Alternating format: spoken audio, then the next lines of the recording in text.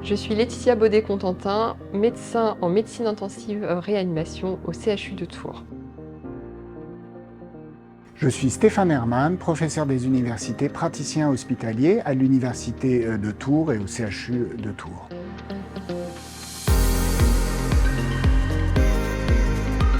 En réanimation, de très nombreux patients sont intubés. Ils ne peuvent donc pas parler.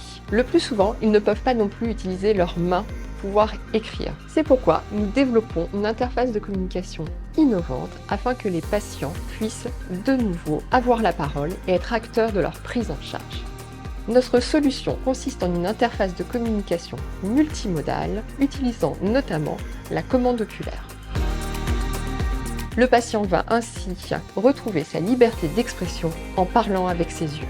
À ce jour, 3 études cliniques ont été publiées. Tout d'abord, l'expérience de 20 patients a été recueillie en réanimation et a permis de valider la pertinence de l'approche et du concept. Dans un deuxième temps, nous avons constaté que la durée de formation, que ce soit pour le personnel ou pour les proches du patient, était extrêmement réduite. Enfin, le module d'évaluation de la capacité de compréhension des patients a été testé dans une étude menée dans 2 services de réanimation en France. Ce module est particulièrement important car il permet d'adapter l'outil aux patients au cours du temps. Le marché envisagé est large. Il s'agit de l'ensemble des services de réanimation en France et à l'international.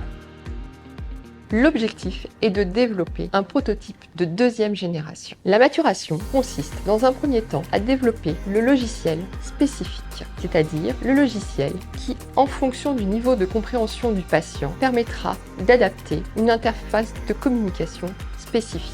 Dans un deuxième temps, la maturation consiste à développer un support adapté à l'environnement de la réanimation. Cevalo a joué un rôle essentiel en finançant tout d'abord une étude de marché qui a validé la pertinence du concept. Deuxièmement, le dépôt d'un brevet assurant la propriété intellectuelle. Troisièmement, un accompagnement réglementaire. Et enfin, une étude de faisabilité permettant de s'assurer qu'il n'y avait pas de verrou technologique.